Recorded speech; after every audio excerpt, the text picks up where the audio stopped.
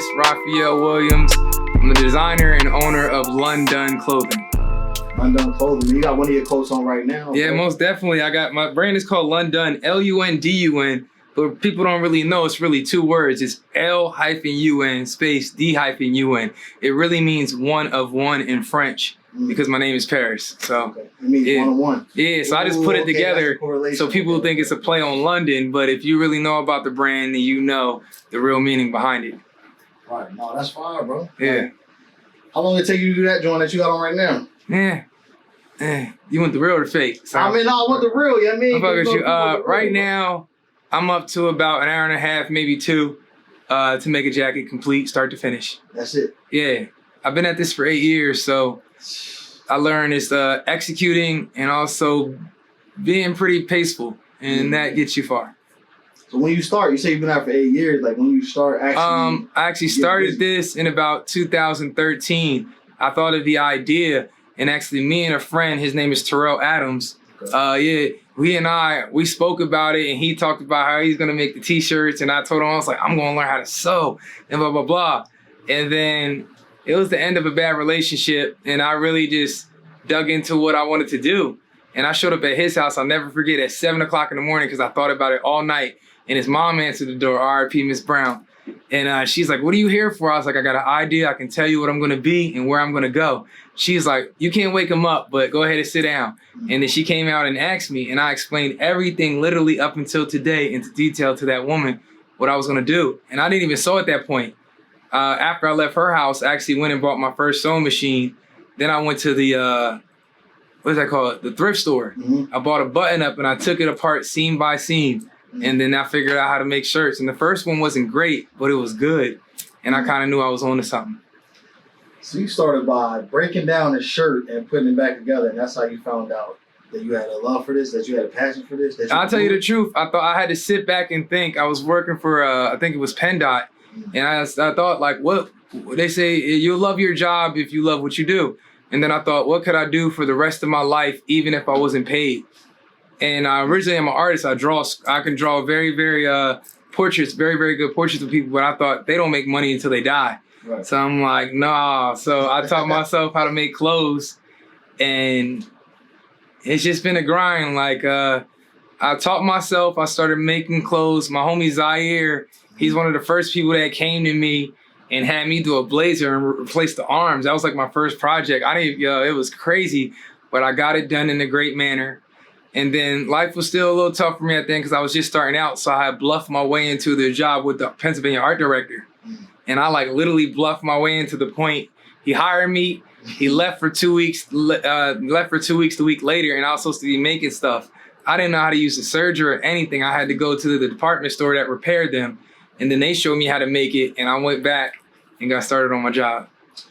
Yo, that's crazy, man. But sometimes you gotta do that, man. Sometimes you gotta break the rules, man, in order to get what you need, man. Like, you broke the rules. Yes. You lied. You wasn't qualified. No, bro. At all. But you put yourself in a position like, yo, man, you know what? My mom said, fake it till you make it. Yeah, fake it till you make it. Like, it reminds me of a story about Kesha, you know what I mean, pop artist, whatever. She had to break into Prince's house to get noticed. He woke up like, hell you doing in my house? But if she ain't do that, she might have been, you know what I mean, a regular person, you know what I mean? And I said that to say, you're not a regular person, man. You out here, you gotta big up yourself, man. Like they say up UK, man. Big up yourself sometimes. You just don't do that. But, bro, I'm looking around, bro, and I'm just amazed, bro, like, because you're a creator. I'm a creator, but you're a creator in such a special way. It's way more unique than what I do. It's crazy you say that because everybody's like, oh, wow. But I'm a hard critic of myself. If you think you like this, you ain't seen nothing yet. Like, I'm working with what I got right now. When I work with what I want, it's going to be a whole different ball game. But like I told you earlier, instead of focusing on the money now, I'm focusing on execution to make sure I execute everything in a proper manner. And then that's been bringing so many people, like, I'm busting up the door right now. And just enjoying it. Like you said, like, I do got to learn how to pat myself on the back. It's hard for me to do because I know where I want to be. Yeah. What was you doing before this? I mean, you said you was an artist, drawing and stuff like that. Like, you got the talent for that. But what was you doing before this, bro? I was actually a professional comedian. Yeah, if you wouldn't believe it, I got offered a tour from Lonnie Love. I had opened up at IUP. I had ran a show at the Bistro. Okay. I have been literally doing comedy all over the place. And then, I don't know, just comedy and paying your dues. I didn't really want to be in that environment every night. So I literally made up my mind and told everybody I was switching over to designing. And people call me crazy because I was pretty damn good at comedy. Some people were upset, and I even had a pilot from TVS get sent to me, but I had turned it down so I could pursue this. Even while I was doing this, I was working for the art director. Rick Ross, his manager, had called me and said, I heard you were a good comedian in the area. We want you to open up for his concert at Grantville. And I told him, hey, I don't do comedy anymore. I make clothes. He hung up and never answered the phone again. But yeah, it was. I had to transition. When you decide what you're gonna do, you really gotta. It's you and God. You don't gotta explain nothing to man. And that's how I've been moving. Yeah. That's deep, bro. Yeah. You decide what you want to do, man. It's you and God. That's it. That's like he told me man. where, like people don't believe me, but God told me where I'm gonna be at 45. Like London is a brand, but I plan on turning it into a housing, kind of like, I think it's called LMVH, Louis, Hennessy, Moet, and other things. It's a group, and they actually own Prada, Gucci. They own Paul Gaultier. Like everything under them is a rich lifestyle. So London's a brand now, but by the time I'm 45, I plan on having London as a house. And I'm gonna house all the minority high-end brands, like the highest minority designer, the highest cologne bags. I plan on housing them under London. That's fine. Yeah. What's your what's some influences of yours? Like, do you have any? Because I know some designers, they say they don't, but is there any influences as far as like to be honest with you, designer or a brand? I like Alexander McQueen and not the stuff now before he died. Okay. And I kind of took a look at it. It was really black, but to be honest, like I tell a lot of people, I don't look at anything fashion. Like literally I don't, because I don't, unknowingly you'll imitate that style, reading about it, watching it. So to be completely honest, and it's not out of ignorance because I do my research in reference to my craft, but I don't pay attention to anybody like at all. And I purposely don't watch people because when I wake up, this is how I feel. This is what I believe is hot. I go that direction. If I wake up and I watch too much of some person, it's, you know what I mean? It's going to be in the subconscious. You bleed off into Yeah, so really, I pay attention to what goes on, but as far as designing, I stay in my own lane because I wanted to come from personally my creativity. So I pay attention to myself. Yo, it's funny that you say that, man, because niggas be looking at me crazy when new shit come out and I ain't heard it in months. Yeah. Like, new albums will come out and I'll wait. Yeah. You know what I mean? I'm not rushing. You got to stick to your sound. For the same reason. Yeah. It's like, damn, I'm going to love this and be like, it's just going to find its way into my music. You know what I'm saying? Yeah. No, yo, that's great. That you got your unique style though when you do music though. Nah. Because they're already hot. That's why people are listening to them. But you have your own unique sound. And you can add things here and there, but your unique sound is what's going to make you. And I know, for instance, like, I pick what I want. I pick this outside fabric. I pick this inside fabric. This is made from 4 pair of jeans I cut apart. Like even the pockets on the bottom are functionable. Anything I want. Like it's just literally my influence. And I might walk down the street and see something hot on somebody, or I might see something on TV. But for the most part, like I said, I make sure it comes directly from me. So talk about your process, man. Like talk about that coat, like for example. Yeah. What's the process of you making that? Like, the first thing is picking out the fabric. Like I think what makes me hot is I pick out eccentric fabrics, and everybody's like, oh, don't let people copy. No one can take my mind. And every day I'm pumping out something new. So I'm not really worried about imitators, but I go pick out whatever fabric I like. And then after that, you got to choose the inside. For instance, again, colder, so I chose a heavier Sherpa for this one. But I also made this one with the lighter satin material before, like a medium weight satin. So I've done it in a few ways. What's up, my guy? It's brick. Yes, it is. Yes, it is. You can see it over there. Nah, you Gucci. But yeah, so pretty much what I do is I go pick out the fabric. I make sure I like it. And like, I make sure the fabrics match in weight, or I can make them, like, you don't want to pick something too light. It's a featherweight jacket. So I kind of line them with Judy weight or medium weight materials. And then start with the outside. You gotta break Judy weight down, man. Judy weight is like the heaviest of any fabric. So it could be satin, cotton, leather. It could be canvas. It could be wool. but Judy weight will be the heaviest, thickest of all of those fabrics. So if you're going to store, like, I need Judy weight satin, they'll give you the heaviest satin. I need Judy weight cotton, they'll give you the heaviest cotton. So yeah, so that's what I mostly choose for the insides or the outsides to make it like firm. In the summertime, I make them with light satin so they're more breathable. And pretty much I use either the clasp buttons, or I use zippers, or actual buttons on the button-up shirts. Yeah. This man is a real artist, man. So let's talk about the roots, man. We in the Burgh, you feel me? I don't know too much about your roots, you feel me? But to be honest with you, the craziest thing is I make fashion, but I never was the most fashionable person growing up. Come on in. What's going on with you, bro? What's up, man? Nothing much. You can come on and check it out. Oh, yeah. I ain't never seen this stuff before. It's my flavor right here. Yeah, I'm the tailor here. I handmade the jackets. Oh, wow. Yeah, and so on and so forth. So I handmade, and some of the painters and stuff, that's the other painter, and the bags are other stuff, but I just make the jackets and stuff. Yeah, this jacket's my style. Man. Nah, most definitely, man. You gotta come check me out.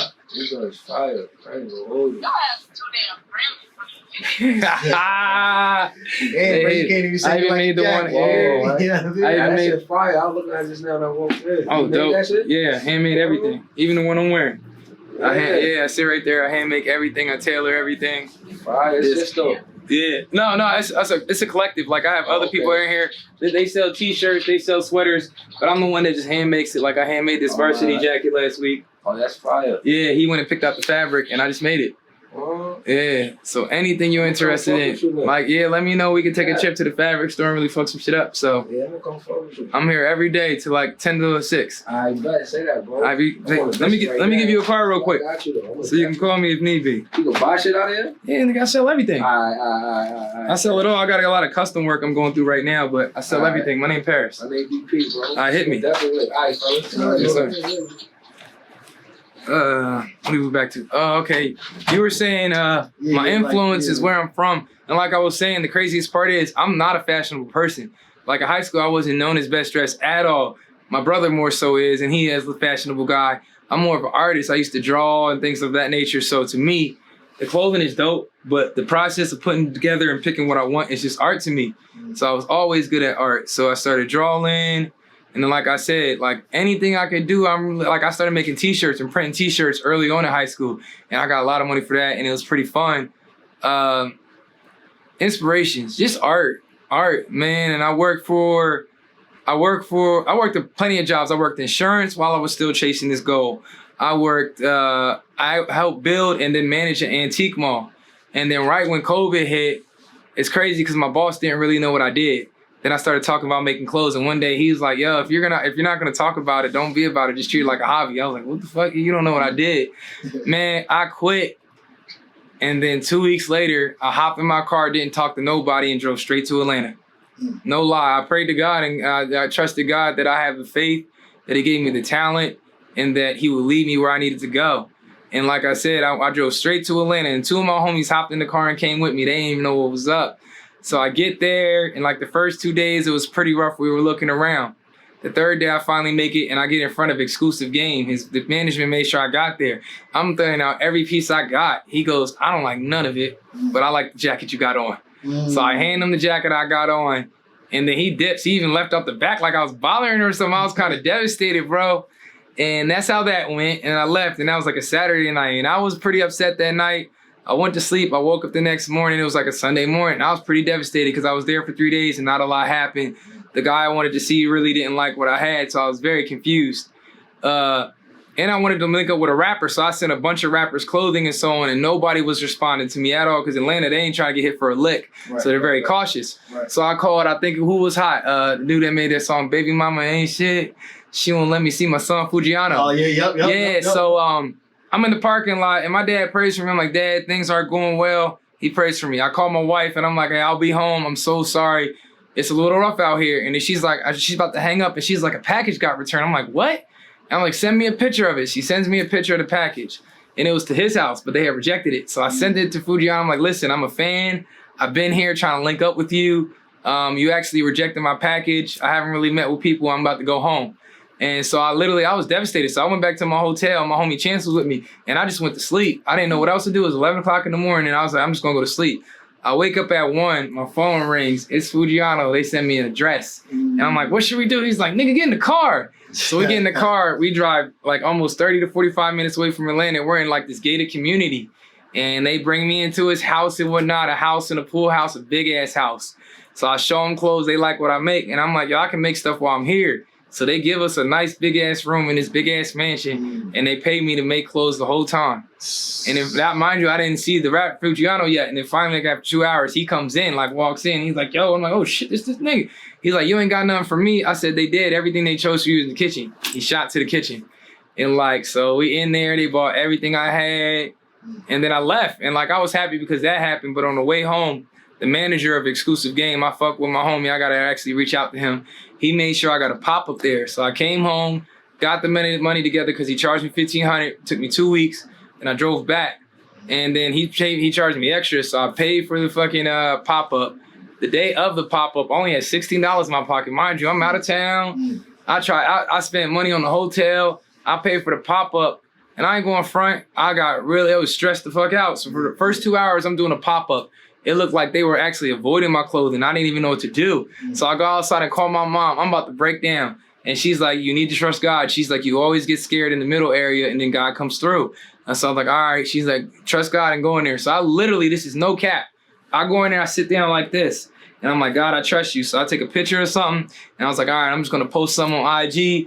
Let everybody know, keep going. And literally there was this girl there. She flew out of Ohio to come help manage me. She's slapping my leg. And I'm like, what the fuck do you want? And I'm trying to post this, and I'm like, God, I trust you. And she slaps my leg again. I'm like, what? And I look up, and I thought I said it in my head, but I said out loud, I go, that's Benny the fucking Butcher. And everybody starts laughing, and he goes, mm-hmm. And I'm like, mind you, nobody didn't touch my clothes for 2 hours. I looked down after my mom told me this is less than a minute. I don't even know how he got in the store that fast. I'm looking down, posting, and I look up, and this man is holding my jacket. I'm like, what the hell is going on? This is a joke. And he's like, yo, this shit is hot. I'm like, this is a joke? And he's like, yo, this shit is hot. Where are you from? I'm like, I could not believe it. I'm like, I'm from Harrisburg, PA. He's like, yo, this shit is hot.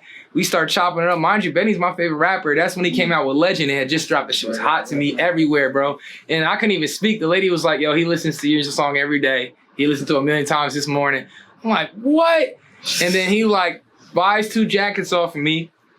I ended up making $6,700 that day. Yeah, because after it was like he woke up in the floodgates. And like my mom said, I never sold jackets for that much before I got there. $350, $375, like it was going down. And then like people was paying that. Oh my gosh, Atlanta loved me, bro. Atlanta freaking loved me.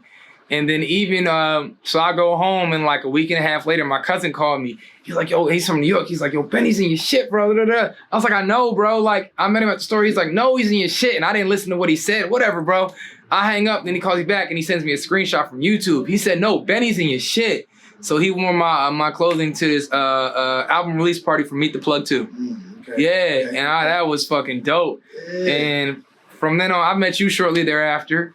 And pretty much been grinding. Like everybody thinks like after you thought that, you think it would be the pinnacle. You know what I mean? But then after that, business, it didn't go. It is, yeah, I mean, business is business. And it took me 2 years to almost close a deal with him. And I didn't know it took that long to close deals. But after that, I ended up driving to Texas for a funeral. But while I was there, I met up with Yellow Breezy. On the way back, we stopped in New Orleans just for 30 minutes. I ended up linking up with Juvenile. I ended up spending 30 days in New Orleans trying to close a contract with him. That fell through. But I ran through New Orleans, met a lot of people. I actually drove 2 hours away to Mobile, Alabama, met up with Rich Boy, second time. Nigga got money. Throw some G's on it. Yo, he got money. Yo, he's just enjoying himself. You would never know it, but like he's still one of my favorite rappers, especially from 06 when he dropped Throw Some D's on it. He made this song called Drop. It was a freestyle. We were talking about it. It was just crazy. And one of my favorite rappers talking about, he's like, y'all just walked in and freestyle that shit. I'm like, no, you didn't. And it was like, yeah. And so I linked up with him. I came back home and like I said, it's up to you to get the ball rolling. You know what I mean? People think once you meet a certain person or this, your career is on. Nah, you just met that person and who knows what happened with them may not pay off until a little bit later on.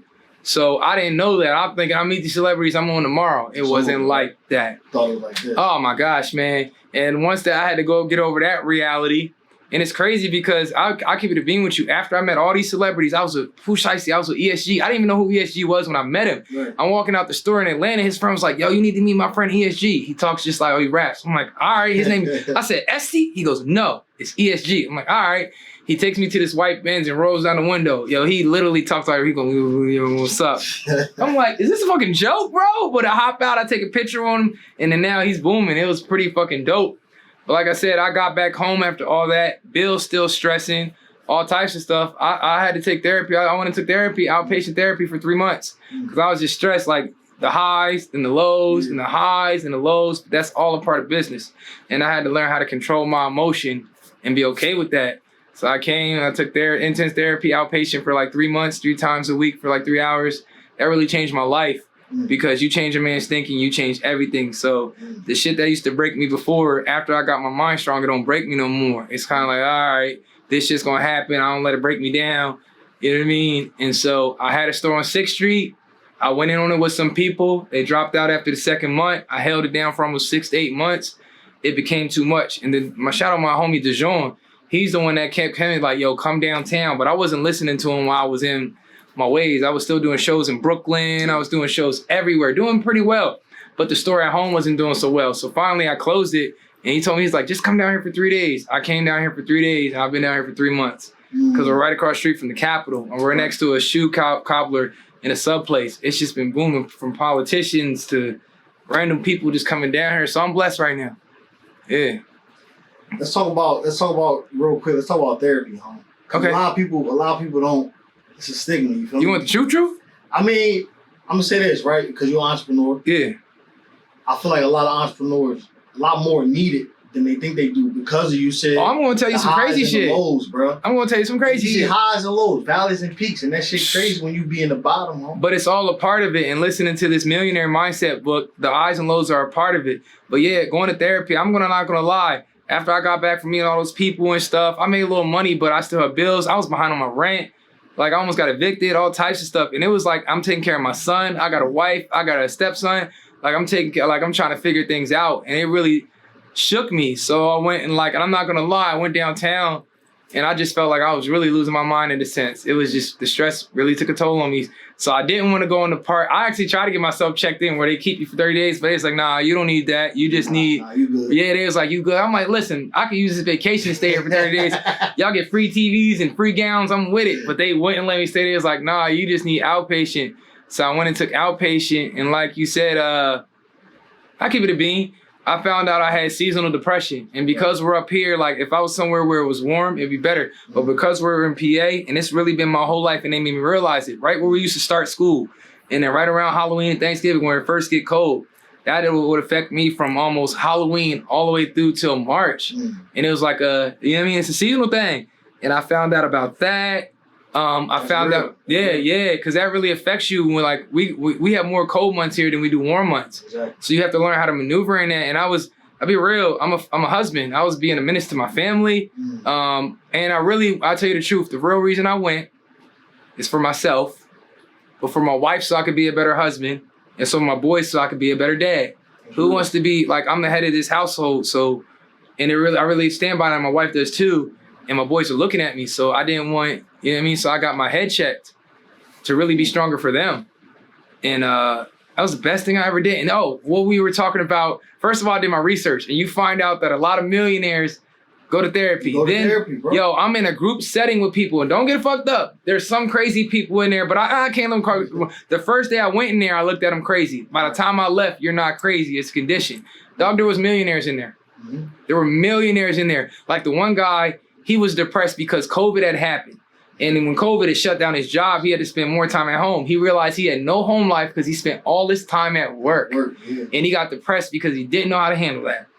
Yeah, and a millionaire. And I'm sitting there looking like, bro, I got money woes, but it's a millionaire. Then another guy that was high up there, he was moving up in management, but the upper management was coming down on him. Yeah. So he was in there for that. And mind you, there's the highs and lows. There's the people that are really going through it. Like the one lady, she had like a different condition where when she was nervous or sad, it would still make her laugh. So you think she's joking, but she's really trying to get something out. And like I said, when the first went there, they look crazy. But by the time you get to learn about conditions and people, I fully understand that woman. And to keep it real, there was a part of me in everybody that was in that room. And there was a part of me and them too. And you learn like, it was very helpful because at first we weren't supposed to share personal information, but I didn't give a shit. So I was like, yo, can I tell them the truth? They were like, if you want to. And we all started telling the truth. And when we did that, I think the therapists even there in the group realized that helped because we were being honest. And when I'm being honest about situations, this person went through it. They were giving me their input. Like it just helped me be a better husband, a better father. And like in business, especially chasing dreams, up and down, shit don't break me no more. It's like, it's gonna happen. Let's move this way. Damn, this happened. It hurts a little bit. Don't let it break me. All right, fuck it. Let's go. You know what I mean? And I focus on what I can control and what I can't. But I believe a lot of minority men and business owners, like you said, the stigma, a lot of men just think, oh, it's crazy, but you the one that got to live in that head. Well, you wake up happy. And I went because every day I didn't wake up happy. I woke up every morning on a roll of the dice, sad, anxiety, nervous, angry, but it wasn't really happy. I had to figure out what the fuck was going on. Mm-hmm. And a lot of men, like, you just walk around angry. And you don't know what you take out on your family, but you shouldn't. You don't know what you need to talk about. You don't need to know, like, you know what I mean? So, break the stigma. If you want to move through to the next level in your life, you will look into your mental. And not saying there's something wrong with you. Like, they don't fix you.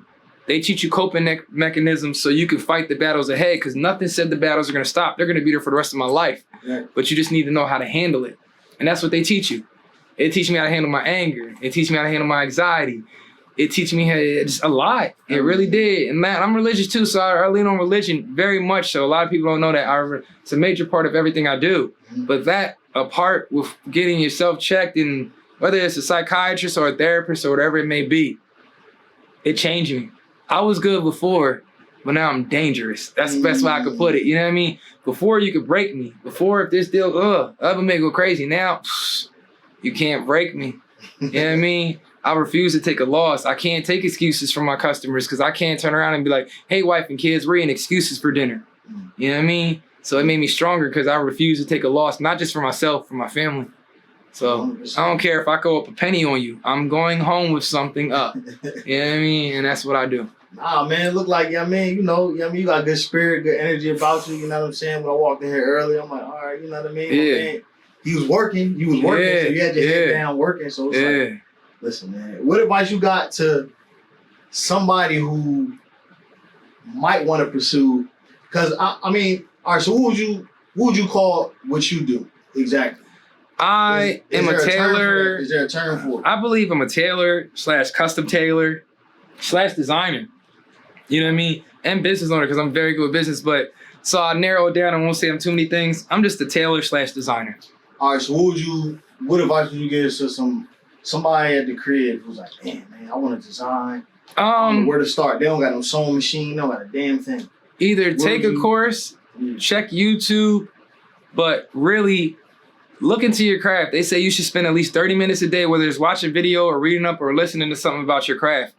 I'm proud of where I'm at and what I'm doing, but I would have got here quicker if I would have paid attention to certain lessons, listen to certain things instead of trying to shortcut it to get through this fast or get through it. Like you think in your head, get through it fast, get you further. No.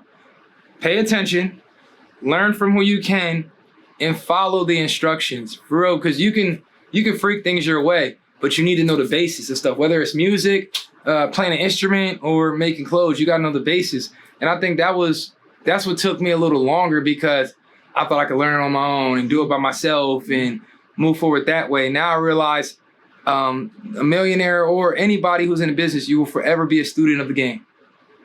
So you'll forever be a student of the game. Always learn. You don't know everything. For the rest of your life, you're gonna be learning, but just pay attention to the basics. Because I'm not gonna lie, I was doing things a fast way before, and I thought that was the best way. And then when a few months ago, when I really had to dig in deep and had to learn, like I said, the execution, I actually learned executing it the proper way makes it faster. And what I was doing to myself made it the hard. Yeah. So just study. Ain't no easy way. You good. Yeah. So just study. If you're gonna, anybody that wants to know anything about anything, study. Like, don't jump into it. You can jump into it blindly, that's okay, but learn something. Like, learn from somebody, go and reach out to mentors, pay attention, and do it the proper way. Most people don't understand, man. You get a mentor that helps shape your learning curve, bro. Just like you said, you would have got here faster. Yeah. If I didn't even listen to my mentors. He's proud of me now. It took me a long time to get here, and he's really fucking proud of me. Like, this crazy. But he said it before. I was like, yo, just call me great. I wanted to call me great. He's like, you will be great, but you won't if you don't listen. He said that almost 5-6 years ago. And he's right. He was right. It took me longer because I didn't listen, and I thought I knew this, and I thought I knew that. But you really need to listen. There's people ahead of you for a reason. And, like, now that I listen and I execute, it's just 10 times better. Like, it don't stop. Like, woo. Yeah, because it's a process, man. I seen yesterday, right? Literally yesterday, this doctor was talking about entrepreneurs, you feel me? Yeah. And the highs and the lows.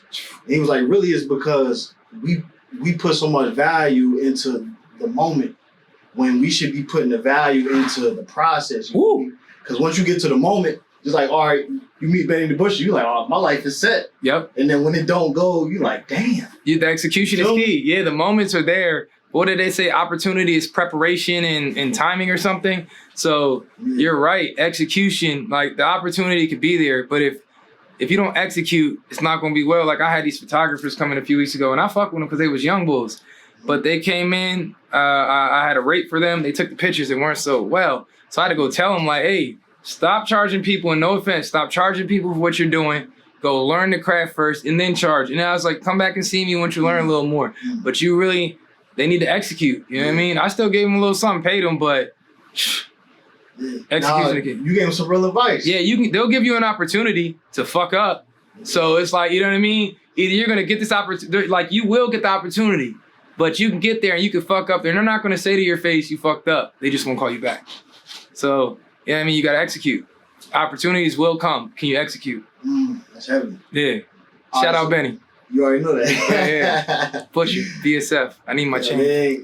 What do you say? They say I'll be a legend then. I'm a legend now. Yeah, a legend now. I feel that way. I feel like I put my footprint, especially in the city. Yeah. And around here, but now my legacy is there. But now it's how big do I want it to go? I can sit here and bask in the cloud or whatever, but I need this to go big. More. Man, generational wealth and hire my kids, and I see a lot. That's fact. You gotta dream big, especially with God. You gotta dream bigger, and like, I dream, and then I go, and I knocked on a lot of doors, bro. Are you religious or are you spiritual? I'm both. Okay. I was brought up, you know what I mean, religious. I'm spiritual from what I learned, but I'm a good solid mixture of both. Okay. And like, I remember I used to tell my friends when I first started sewing what I was going to do. They laughed at me for being a man on a sewing machine. I'm not laughing no more. Not no more. Like, you literally got to dream big, put on your cap of faith, block out everything else, people, including emotions, and walk.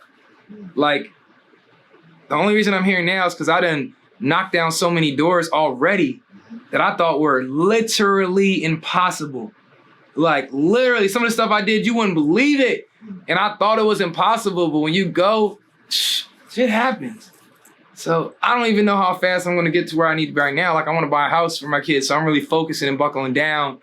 But dream bigger than people around you. Dream so big that when you tell people, they get nervous and it sounds crazy. You do that, you on the right path. If somebody be like, oh, that's impossible, you did the right dream, sir. Listen, I be telling people all the time, man, not everybody gonna get it. That's very true. Not everybody, very true. Listen, if they get it, it's too easy, man. It's too simple, you know what I mean? My grandma said, you still need people to flip your burgers and take out your trash. But it's not me. All right, so you already said your favorite designer was Alexander McQueen, yes. right? So yes. What about your favorite era? You said, what's my favorite era? That's a good question. Yeah, your favorite style era, bro. Favorite style era. You might not even have late 70s, early, mid 80s. Like, I wasn't down with the bell bottoms, but I'm down with the fitted clothes and the jacket, like the Gap band. Charlie Wilson, if you take a look at their cover, that's my style minus the flare on the pants. What you think about the bell bottoms coming back? You see they try to slide them back in there, right? They try to slide them. My stepdad always told me. There, you feel me? Yeah, he always told me, once a hit, always a hit. And that's in reference to everything from music to clothing. So, and he told me because he's older, everything comes back around full circle. So right now, I don't think, like, they're trying to, but we're a little bit before that. But it's coming back around. It's going to come back around, the custom fitted tailor, because you see we went through the skinny jeans phase. Yep. They're trying to bring it back to the baggy, but they're a little too early. But we're past the skinny jean phase. We're in there. We're in the middle right now. nice fitted clothes, tailored clothes, not too nice, not too baggy. That's where I believe where we're at. Because I ain't gonna lie, I don't follow trends. Yeah, I make what I believe. So you just get up and you just make what you want. Literally, I'm an artist. I'm not a fashionable person. I'm not a fresh dresser. I'm an artist. Like, this is art to me. Like, I love when I make something and somebody comes in and wants to give me money for it. Then they actually want to wear it to an event. And like the last guy, he wore it to meet Biden. Then he came back. Well, I seen that. Yeah, and he said Biden won and won. Then he came back, bought another jacket. 2 weeks later, went to wear my jacket to meet Obama. Yeah, so it's like, that's what makes me feel good. Like, it's art to me. It's art. And like when somebody puts it on and it looks good or they enjoy it and they really love it, yeah. It's crazy that you say you're not fashionable, but you literally make fashion. That's it. I make the drip they wear, but most of the time I'm not a fashionable guy, but you I wear button-ups. You are fashion, but you're not fashionable. Yeah, I wear button-ups and jeans and suits because my brother said I can't dress like a bum. Like, I gotta dress the part. So like I wear button-ups and stuff, but I'm more into making it. It feels better when I make it and like, you a fresh dresser and you wear it, I'm like, yeah, boy. I seen Benny in it, yeah, boy. You know what I mean? Like, it's dope. It's dope to see somebody in your art. Like, you do music. Yeah. I love to drive down the block and see people going crazy to your shit, just passing, bonking horns. Like, yeah, right. It's a great feeling. Nah, it definitely is. But like with me with the music, like this something that I love this shit. Yeah. So I am an artist. I am music. You are? For you, it's kind of like, you know what I mean? It's like the effortless. It's like the effortless talent. Like, I make it look that way. It look good. I make it look that way. You know, that's just me. You know what I'm saying? Yeah, they don't. I ain't fashionable. That's just me. I put it. Nah, I make it look easy. Like, I ain't gonna lie. I've been at this for 8 years, so I learn what I do. And like a lot of people look and think it's easy, and it's cool. I'll teach y'all. But like, I've been at this so long, and I practice making it effortless so I could smooth through a process, get things done, make clothes. So yeah, a lot of people say it looks effortless. It could be. It is for you. I mean, nah. I'll say this, right? People say that like with freestyles and all that. Yeah. Like, how you like? I'll cook them all up in an hour, bro. Yeah. It's only because I've been doing it for a couple decades. You feel me? Whereas though I can do it now. You know the music. You know what people like. You know tones they like. You know pitches. You know what's hot. Yeah. Right. So that's where I'm at with it. I know what people like, so I can pick out stuff. I can make a tie in 30 minutes. I can make a jacket in 2 hours. Yeah. Shit, since I got here, you done made 2 ties, a jacket. Yeah. You know what I mean? And, you know what I mean? Tailored up to something else. Yeah, like, I got a bunch of I've tailored been there for work. an hour and change, man. Yeah. And they say, don't put all your eggs in one basket. I don't believe in that. Just put all your eggs in one basket and watch that thing. I read it today. Yeah. It might have been Dale Carnegie who said it. Yeah, he put all your eggs in one basket. And watch that basket. Yeah, that's what I do. Because people are like, my mother always said, you need multiple streams of income. Mom, I got that. Mm-hmm. Not only do I make clothes for myself, I design for other people. I tailor clothes. I alter clothes. Like, that's all within designing, but those are 4 different things to make money off. Teaching people too. Yeah, I teach too. Yeah, I teach people too. So that's all within sewing, but it's a different revenue. Yeah. Before we get out of here, man, what's your favorite piece, man? I know it's not in here because you can't have your favorite piece still on you, bro. I don't believe that. Don't even lie. But what's your favorite piece, though? I'm gonna put a picture up on the joint so they can see it. If you got a picture, it's probably somewhere with no picture. Watch. To be honest with you, I can't really think, but this one behind me, I made it 3 years ago. The guy came back and bought a bunch of clothes off me, and I made a deal with him. I'm like, listen, you bring back that one jacket I made 3 years ago, and I'll cut a better deal with you. I couldn't believe this, man. He was crazy to bring it back. But like, this is made from like 4 pair of jeans. You know, I even made everything functionable as far as the pockets here. All the pockets work on here. Like, these are Donna Karan jeans. My friend gave me some fatigue jeans. And I honestly, I'll say this is my favorite. It is back. Honestly, I'll say this is my favorite piece only because 3 years ago, I was still working a job. So it wasn't like my income base. So I had time to literally cut this and hand embroider the letters on there. I embroidered the ladies on there. I cut it in half. I put this stripe on there. I embroidered this, and people don't even know I even embroidered my initials on the collar. Like, I haven't had this much time to do detail to stuff the way I like it. Like, you see 2 different pair of jeans. Like, I have not. Oh, I didn't even know that was on the back. I have not had the time to push this much detail into a piece like this. Yeah. That joint's intricate, bro. I ain't gonna hold you, bro. I can't wait till like right now things are clearing up, money's being made, things are going pretty well for me. So I'll be able to get back to designing what I like very soon. I mean, I like everything I design, but just getting a little more intricate, like I said, and having free time to really, yeah. What you mean as far as like what, like more freedom to do different stuff you talking about? Yeah, cause I do what I want right now. I can't explain, like I do what I want, but I make nice jackets with nice fabrics. Like this is 4 to 5 different pair of jeans. After I did that, then I had to embroider each letter. Like this piece alone probably took almost 7 hours. Okay. Yeah, and besides a suit, which I give 40 hours a week to a suit if I make one for somebody, I haven't had that much time to put into just one artistic piece. Now, I have a person, my homie Dijon, he's gonna try to get me, and Robert Stanicki, they're trying to get me down to Art Basel. Oh, So if I get down to Art Basel, I'm making nothing but stuff like this, and I'm gonna take my time to make sure, But right now, I'm here for the casual people, you know, the people, the winter time, the people that just wanna look nice, and yeah, I'm with it. You definitely gotta go overseas. You definitely gotta go to Europe, bro. Definitely gotta go to Europe and yeah, look. I got people from Europe already hitting me up. Hell yeah. Yeah, like I want to go, and just like the past 2 weeks, people from Africa and Europe, they commissioned me to make pieces for them. And like you think in Europe or Africa, they got somebody, but they're like, no, I like what you make, and like they've been collabing with people like from different states overseas. They send me pieces, we collab, or I get it done for them, and they pay me very well. It's crazy. Like I do what I want for a living. It's crazy. Like I'm me. Like I'm nobody special in my head, and I'm not. I'm just me. But I pursue what I want, and I literally get to do what I want for a living. And it ain't always been sweet, but when you break through, it gets nice. Tell them again, man. Put your eggs in one basket. Put all your eggs in one basket and watch that shit. They say don't put all your eggs in one basket. If you know, you know. Why listen to somebody else? Don't tell them you got one life to live. Yeah.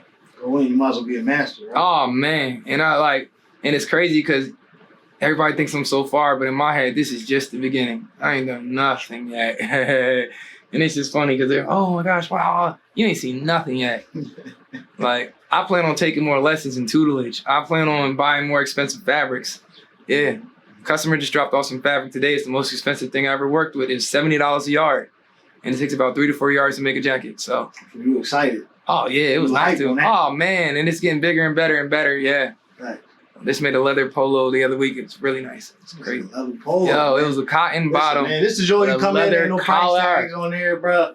It's like Louis, man. You come in there, no price tag. If you gotta ask, you shouldn't be here. If you gotta ask, you shouldn't be up here. People ask me, why don't you wear your own clothes? Because I can't afford it. You talking about one-on-one. Yeah, I keep it a bean. I'm like, why don't you wear your own stuff?